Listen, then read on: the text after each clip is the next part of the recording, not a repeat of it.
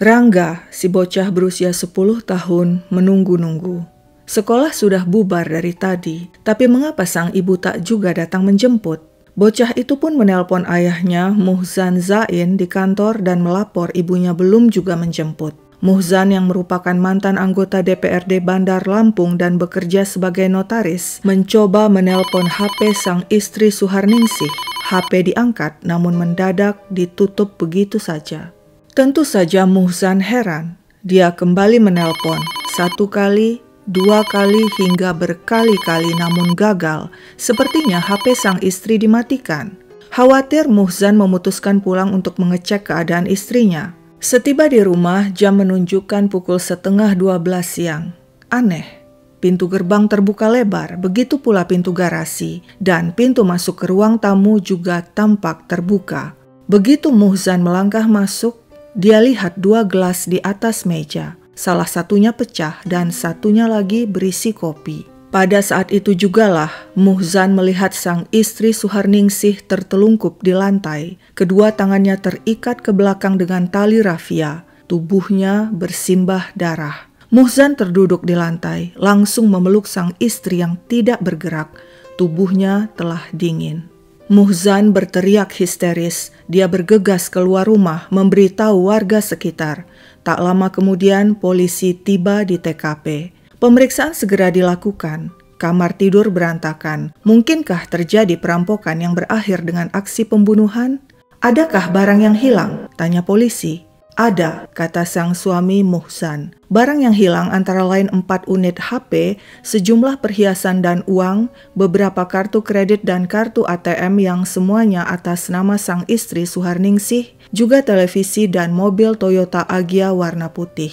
Polisi menduga pelaku pembunuhan lebih dari 1 orang dan kemungkinan pelaku kenal dengan korban sebab pintu dibuka tanpa paksaan dan ada suguhan 2 gelas kopi di atas meja tamu.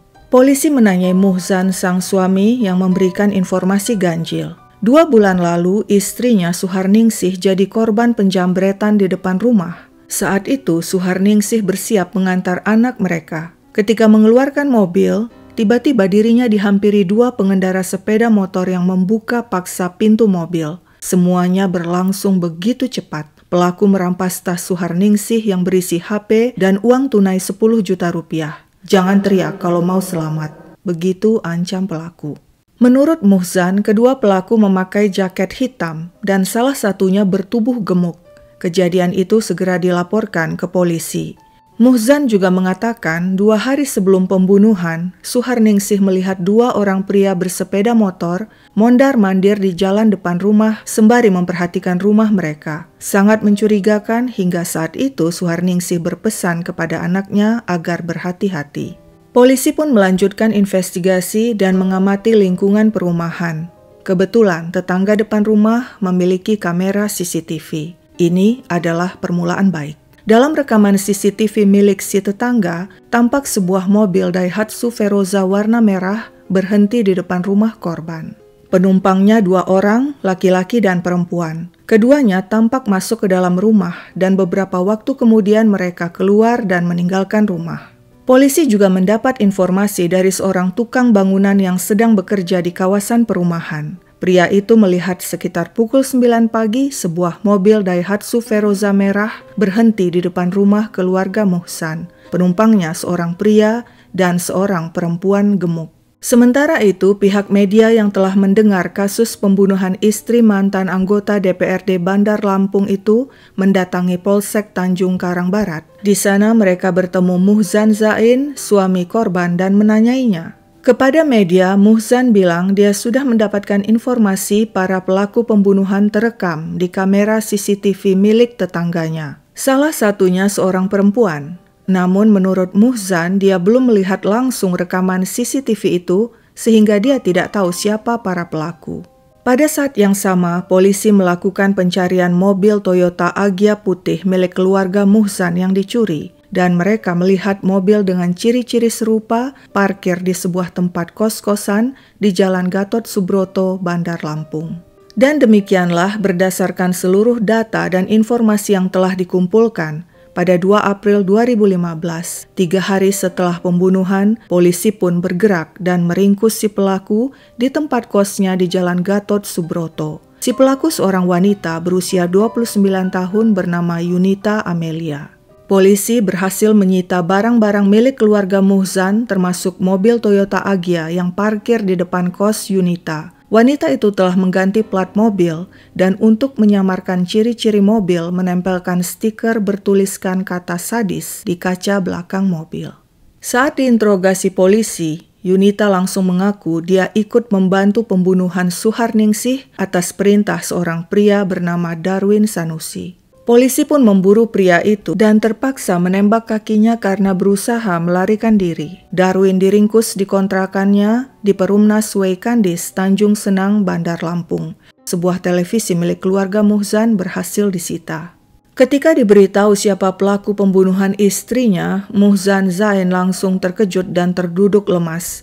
Bagaimana tidak lemas? Yunita Amelia adalah keponakannya sendiri. Nenek Yunita adalah saudara perempuan ayah Muhzan. Muhzan bersama keluarga segera mendatangi markas polisi untuk melihat kedua pelaku. Pihak keluarga tidak bisa menahan emosi dan langsung menyemburkan caci maki kepada Yunita. Kepada Darwin, mereka melayangkan bogem mentah dan sumpah serapah. Muhzan tak habis pikir, mengapa keponakannya sekeji itu? Selama ini dirinya dan sang istri sebagai om dan tante kerap membantu sang keponakan Yunita. Hubungan mereka juga baik-baik saja, tidak pernah ada perselisihan. Lalu jika hubungan baik-baik saja, mengapa terjadi pembunuhan? Apa motifnya? Menurut Yunita, motif dirinya dan Darwin si eksekutor membunuh karena sakit hati pada sang om alias paman Muhzan sebab pria itu menentang hubungan mereka. Jadilah kemudian mereka mencari target yang mudah, yakni dengan membunuh sang tante.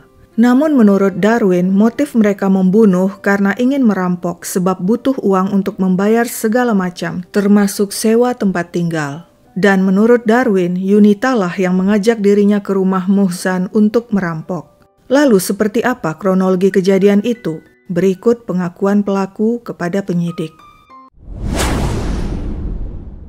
Semuanya berawal dari candaan di suatu hari di bulan Maret 2015. Saat itu di tempat kosnya di Jalan Gatot Subroto, Pahoman, Bandar Lampung, Yunita bergurau dengan suaminya Darwin Sanusi yang dipanggilnya ayah. "Yah, yuk kita bobol ATM." Darwin langsung menjawab, "Ngapain ngebobol ATM? Ayah nggak mau masuk penjara." Namun beberapa hari kemudian, Darwin mengajak Yunita ke rumah Muhzan Zain yang mereka panggil Om Ujang. "Kita abisin aja Om Ujang. Ayah kan sakit hati waktu dia suruh kita pisah. Kamu mau nggak?" Yunita menjawab, "Nggak mau ah, Om Ujang kan punya senpi." Darwin lantas berkata, "Ya udah, kalau gitu kita abisin istrinya aja." Yunita setuju. Mereka pun mempersiapkan diri. Darwin menyewa mobil Daihatsu Veroza. Pada Senin 30 Maret 2015 pukul 6 pagi, Yunita dan Darwin dengan membawa linggis dan tali rafia pergi sarapan dengan mengendarai mobil sewaan. Setelah perut kenyang, mereka melanjutkan perjalanan menuju rumah Om Muhzan dan Tante Suharningsih yang beralamat di Jalan Gria Sejahtera, Gunung Agung, Langkapura, Bandar Lampung. Sekitar pukul 9 pagi, mereka tiba di tujuan. Setelah memastikan Muhzan berangkat ke kantor, mereka pun beraksi. Yunita turun dari mobil dan membuka pagar rumah, sehingga Darwin bisa memarkir mobil di dalam. Wanita itu lantas mengetuk pintu. Tak lama, pintu dibuka. Tampak Tante Suharningsih. Wanita itu menyambut Yunita dan Darwin dan mempersilakan keduanya masuk. Kepada tantenya, Yunita memperkenalkan Darwin. Lalu dia ikut ke dapur membantu sang tante membuat minuman. Suharningsih bertanya, "Itu calon kamu?" Yunita menjawab, "Iya tante." Suharningsih berkata lagi, "Ya udah, yang penting sayang sama kamu, anak kamu dan keluargamu. Yang sudah ya sudah, suami pertama kamu gak bagus buat kamu." Setelah membuat minuman, Suharningsih menuju ruang tamu dan menyuguhkannya. Saat itulah Darwin mengeluarkan linggis dari balik baju dan langsung mengayunkannya sekuat tenaga ke belakang kepala Suharningsih. Wanita itu jatuh tersungkur ke lantai. "Ampun," rintihnya kesakitan. Darwin kembali menghantamkan linggis ke kepala Suharningsih. Wanita itu mencoba bangkit. namun sekuat tenaga Darwin mencekiknya. "Bun, Bun, talinya di mana?" teriaknya pada istrinya Yunita. Yunita yang berada jauh di belakang dan tidak mau melihat kejadian itu langsung melemparkan tali rafia ke arah suaminya. Darwin segera mengikat kedua tangan Suharningsih ke belakang. Setelah itu, dia kembali mencekik wanita malang itu. Tapi Suharningsih masih bergerak. Kesabaran Darwin habis. Kembali dihajarnya kepala Suharningsih dengan linggis hingga wanita itu tewas. Tanpa menunggu lagi, Darwin dan Yunita bergegas menjarah barang-barang berharga, antara lain beberapa unit HP, sejumlah perhiasan dan uang tunai, beberapa kartu kredit dan ATM, juga 1 unit televisi dan memasukkannya ke dalam mobil. Beriringan mereka mengendarai 2 mobil. Darwin membawa mobil sewaan Daihatsu Veroza, sedangkan Yunita membawa mobil Toyota Agya milik sang tante.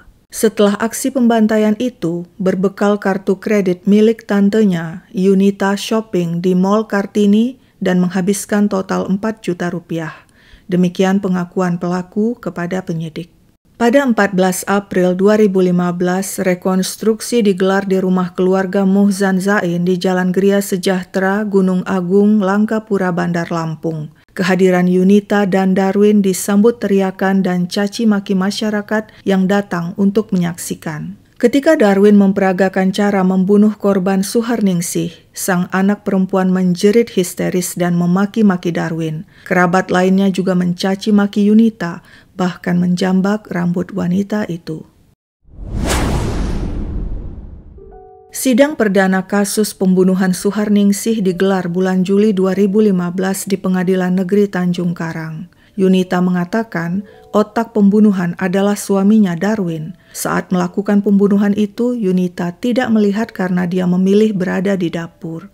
Ketika membacakan pledoi atau pembelaannya di hadapan majelis hakim, Yunita Amelia terisak. Dia mengatakan penyesalannya dan terpaksa membunuh sang tante karena diancam sang suami Darwin yang merupakan eksekutor. "Saya dipakai sebagai pemancing karena saya kenal dengan korban. Darwin mengancam akan menghabisi keluarga dan orang tua saya. Saya lemah dan tidak berdaya karena di bawah ancaman."